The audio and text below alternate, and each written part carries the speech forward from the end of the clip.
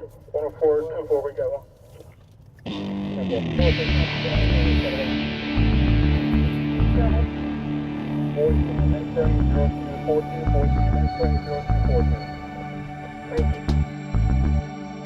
101, do you have the same one that 690 has at 896? Great. This department is truly about relationships and commitment of the people that you work with to support each other. They've invested a lot in each officer, not just the required training, but when there's an opportunity, they're always sending officers to different training experiences. They care about our health and fitness. So our Human Resources Department really gets behind encouraging us to stay fit and providing opportunities to reward that. We put together very solid cases. I've heard a lot of positive feedback from our county officials that they always like to see Louisville cases, and I take a lot of pride in that. So, when you get to the calls, you're thinking that you're going to go there and you're going to, fight and chase people and all that, and you realize that that's not the most important part of your job. 99% of our jobs is actually talking to people, and they're going through the exact same problems that we are going through, or some of our family members are going through. The department really looks into what we call community policing. You're not out there just to hammer people and put them in jail. You're out there to actually assist them in some of their decision making.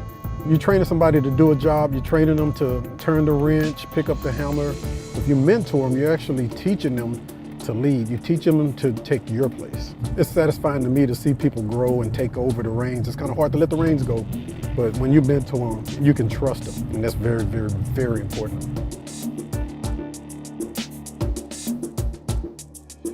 People think, oh, you work with a dog. No, we work together. Our relationship's based on trust, and the idea of working with a dog from day one just really interested me. The dog has a psychological value.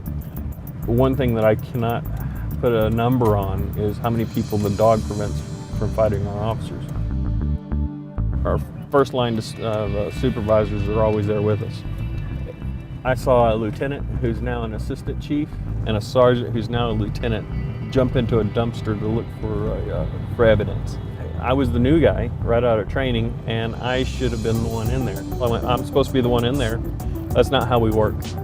It showed me that it was leadership by example, and it impressed me to no end, because anywhere else I would have been the one in the dumpster, and I fully expected it. We don't have a supervisor come in and say, hey, you guys need to work together as a team. That's a given. We're on call 24/7. Anybody in our department that needs the dog for whatever reason, we'll go. I'll run a dog as long as they'll let me.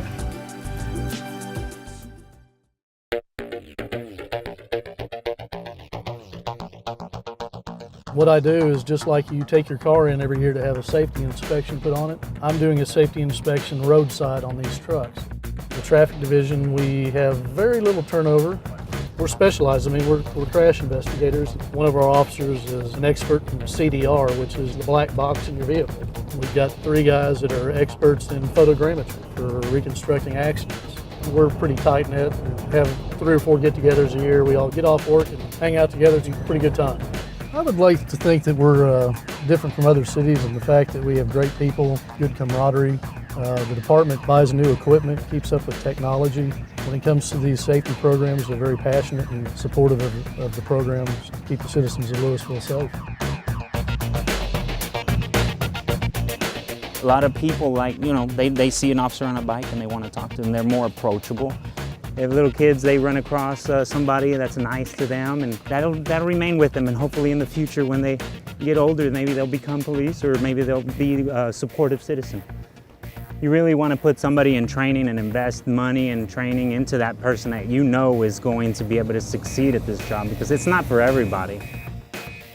You got to have a family that's going to back you in your career here, because without that, you're not going to last long at all. I know of some agencies where people are always fighting amongst themselves. Not only battling the bad guys out here, you're battling your own people at work. But here, everybody seems to mesh. When people are in need, like a citizen's in need, they call the police for help. When the police need help, they call SWAT. We've been more active than we were 12 years ago when I came on the team. Considerably more active. Society's changing a little bit, and some of the seriousness of crime seems to be increasing. To be able to try out, you have to have at least 2 years of experience on the street. We require a run that you have to do, you have to accomplish an obstacle course. Can you shoot under pressure? Can you shoot, make decisions, being fatigued, tired, and under a lot of stress? We train twice a month, and then we have a week-long training once a year as a team. The department really has always supported the SWAT team.